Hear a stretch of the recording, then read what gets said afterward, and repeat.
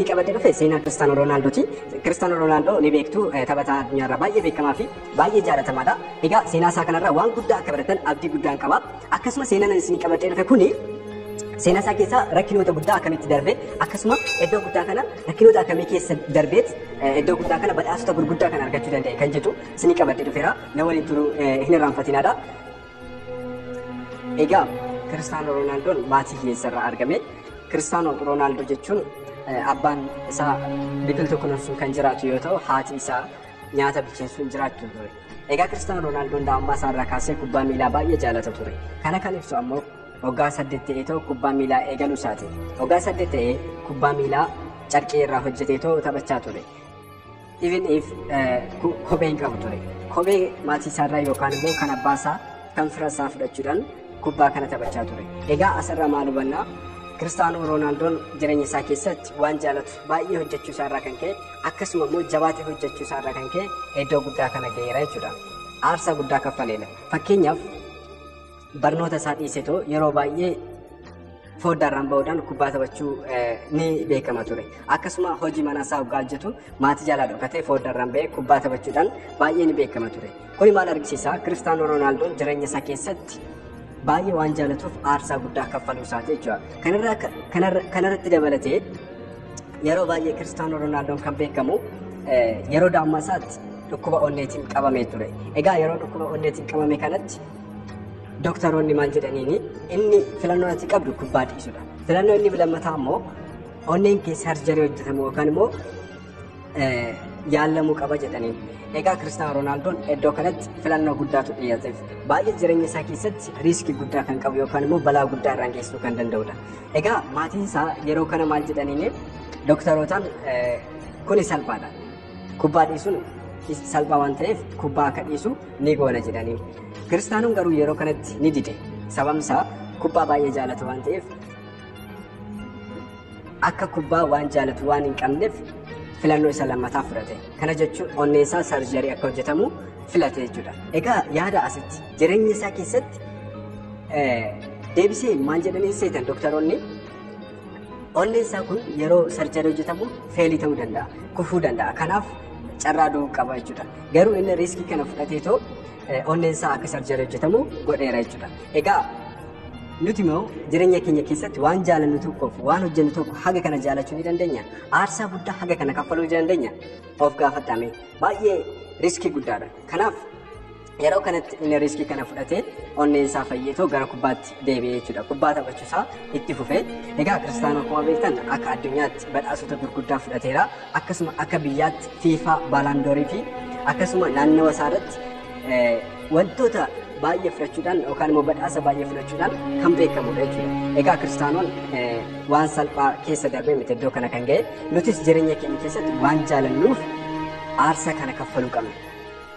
Inni lammataa wanti isiniin jechuu barbaadu jireenya keessan keessatti waan lama qaba. Inni tokkoffaa waan jaalannu tokko filanneetoo waan jaalannu sana irratti haga dhumaatti hojjechuudha. Inni lammataa immoo wanta amma hojjechaa jirru jaalanneetoo itti fufuu qabna yookaan immoo haga dhumaatti hojjechuu qabna jechuudha.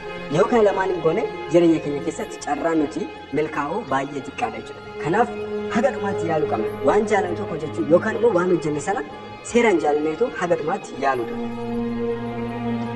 Kanaan wal qabsiisee seenaa tokkoon isinii qooda. Namticha tokkotu ture. Egaa namtichi kun waaqa isaa baay'ee amanatu ture. Guyyaa tokko garuu hallayyaa guddaa tokkorraa gadi konkolaachuu eegale. Osoo konkolaatuu hidda mukaa tokko qabate. Egaa hidda mukaa kana yogguu qabatu ammas hidda mukaa kana yoo gallakkise kufee caccabuu yookaan immoo du'uu danda'a. Yeroo kanatti kadhannaa isaa waaqayyootti uuma isaa kadhachuu eegale. Egaa waggaa kadhannaa isaa kana gaggeessu maal jedhee yaa uumaa koo egaa ani baay'een si amanadha. Iddoo kanas akka na baastu abdii guddaan qaba. Kottuuti harka kee na jala qabi. Kottu na mul'adhuuti iddoo kana na baasi jedheen.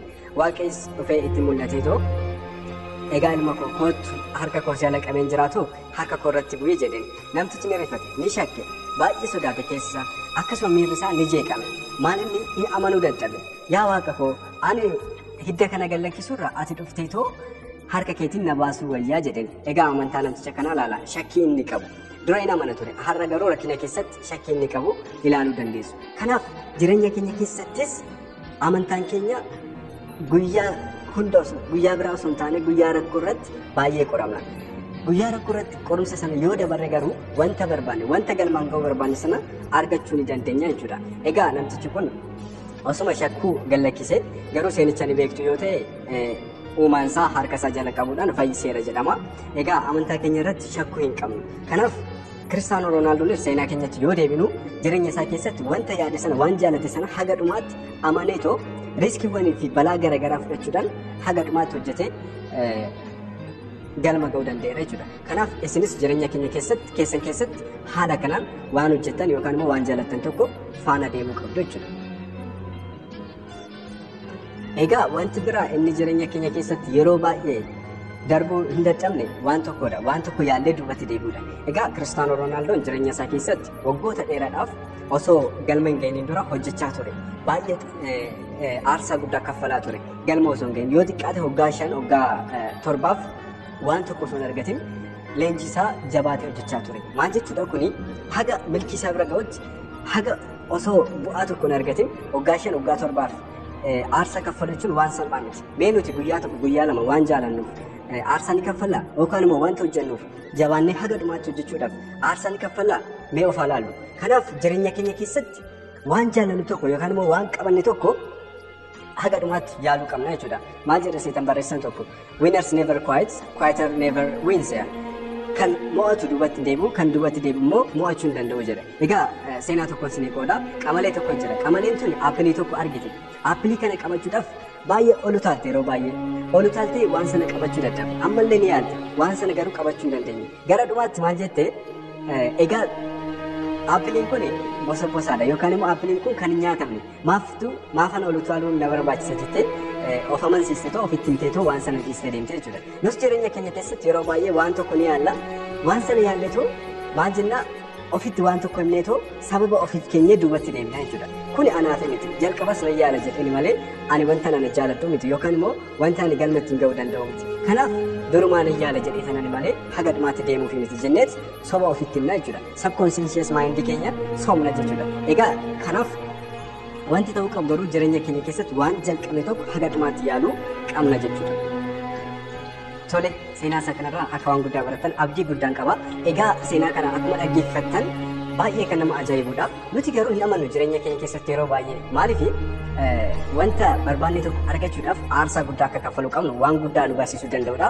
Akkasuma dabalatee immoo wanta eegalle tokko wanta nu baasa jennee hojjechuu eegalle tokko duubatti deebi'uu hin qabnu haga dhumaatti haga waan sana galmaan geenyutti deemuu qabna jechuudha. Yookaan immoo maal gochuu qabna isaan dura wanti nuti amma harkaan qabanne sun nu oofamoo hin oofu jennee jalqabarra isaa murteeffachuu qabna. Erga murteessinee booddee duubatti deebineetoo waan sana dhaabuu hin qabna jechuudha. Kanaaf jalqaba murteessuu qabna. Gaafa murteessinu waan baay'ee laaluu qabna. Waan sun akka nu baasu waan sana akka jaalannu yookaan immoo waan qabanne sana jaalachuu keenya seeraan beeknee booddee waan sana itti fufnee hojjechuu qabna jechuudha.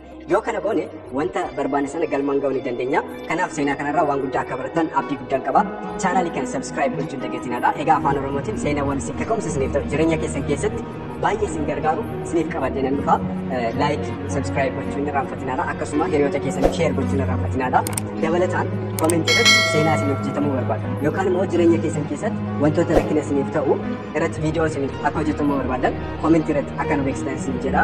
Baay'ee galatoomaa yeroo itti aanu wal argina.